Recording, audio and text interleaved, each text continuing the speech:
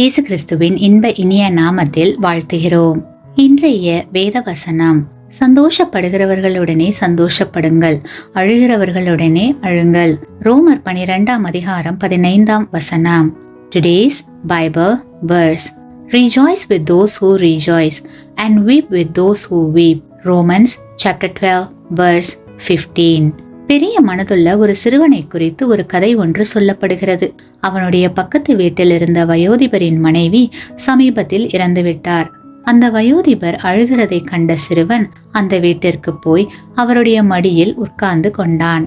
பின்னர் அந்த சிறுவனின் தாயார் அவனிடத்தில், துக்கப்பட்டு கொண்டிருந்த அந்த பக்கத்து வீட்டுக்காரரிடம் என்ன பேசினாய் என்று கேட்டார்.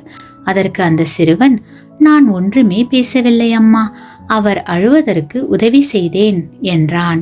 ஆழ்ந்த துக்கத்தில் இருக்கும் ஒருவருக்கு சில வேளைகளில் நாம் செய்யக்கூடிய மிக சிறந்த உதவி அவர் அருகில் அமர்ந்து ஒன்றும் பேசாமல் அவர் கைகளை பிடித்து கொண்டு அவரோடே அழுவதுதான்.